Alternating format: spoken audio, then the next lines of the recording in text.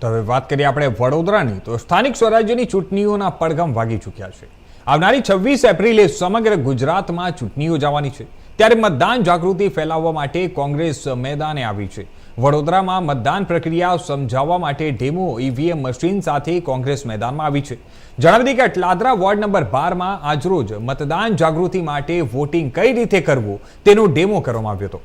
Panel સિસ્ટમની સમજમાં 4 vote કેવી રીતે આપવા તે અંગે કોંગ્રેસના આગેવાન રાકેશ ઠાકોર સ્લમ વિસ્તારોમાં ટ્રેનિંગ આપશે અને લોકોને ચૂંટણીમાં મતદાન અંગે જાગૃતિ ફેલાવશે અને જેથી લોકો સારી રીતે મતદાન કરી શકે.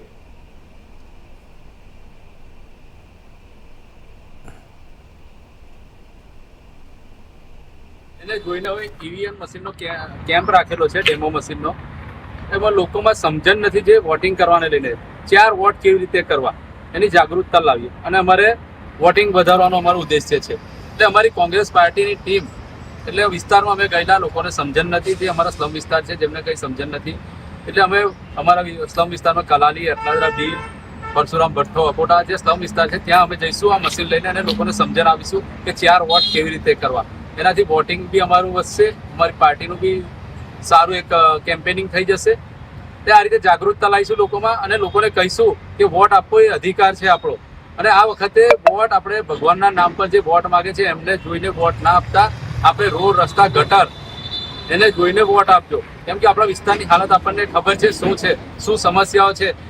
છેલ્લા 2 વર્ષથી અકોટા મુજવાડા રોડ 2 વર્ષથી બંધ છે, એને જોઈને વોટ આપજો. ભુવા નગરી તરીકે ઓળખાવા લાગ્યો છે આપણું વડોદરા, એને જોઈને વોટ આપજો.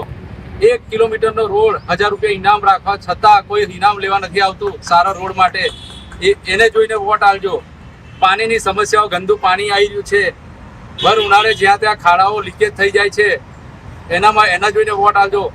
રોડ ખોદી કાઢે પછી પૂરવા નથી આવતા, એના માટે વોટ આપજો. ગેસના બોટલને યાદ રાખીને વોટ આપજો. આ બધી સમસ્યાઓને રાખીને જોઈને વોટ આપજો, એ અમારું ઉદ્દેશ્ય રહેશે. Thakor Rakesh, ward number 12, Congress.